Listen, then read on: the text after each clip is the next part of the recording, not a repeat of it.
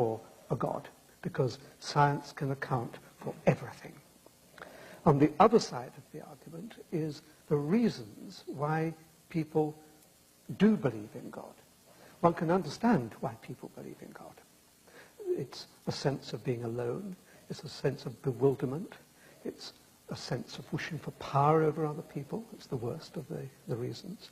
It's simply a sense of bewilderment. It's a sense of being alone. And you would know these feelings far better than I, because you obviously believe in them. But there's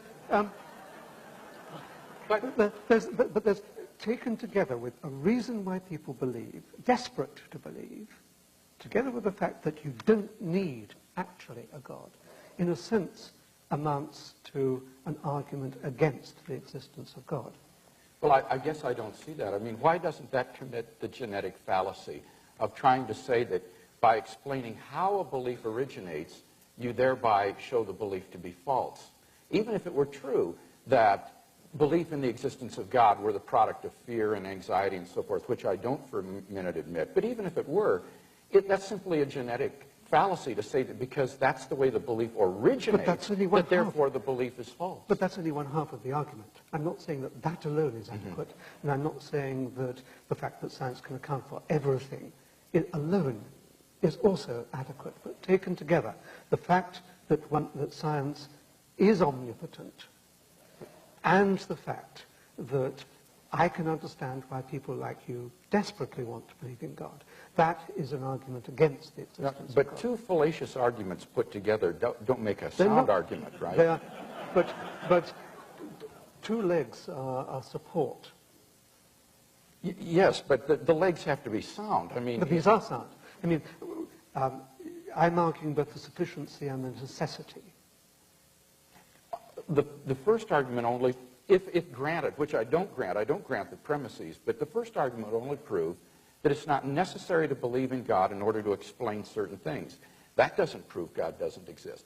The second argument commits a genetic fallacy of saying that because you can explain how people come to believe in God, that therefore God doesn't exist. Neither of those warrant the conclusion, therefore God doesn't exist. No, I did not say that it was going to be a mathematical proof. No, but it is valid in the sense that there is no need for a God. I mean, everything in the world can be understood without needing to invoke a God. You have to accept that that is one possible view to take about the world. Sure, that's possible. Okay. But do you deny that science cannot account for everything?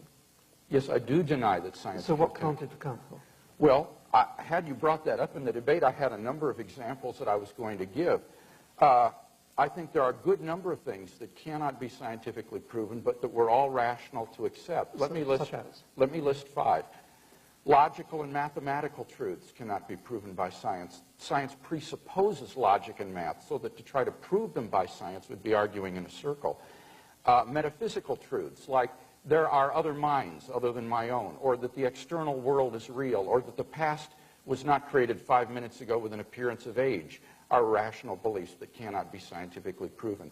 Ethical beliefs about statements of value are not accessible by the scientific method. You can't show by science whether the Nazi scientists in the camps did anything evil as opposed to the scientists in Western democracies.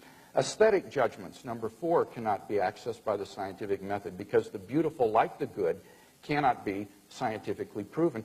And finally, most remarkably, would be science itself. Science cannot be justified by the scientific method. Science is permeated with unprovable assumptions. For example, in the special theory of relativity, the whole theory hinges on the assumption that the speed of light is constant in a one-way direction between any 2 points A and B. But that strictly cannot be proven. We simply have to assume that in order to hold to the theory. But you're missing the whole... So put that in your pipe and smoke it. Yeah, okay. Yeah. So none of these beliefs can be scientifically proven, and yet they are accepted by all of us, and we're rational in doing so.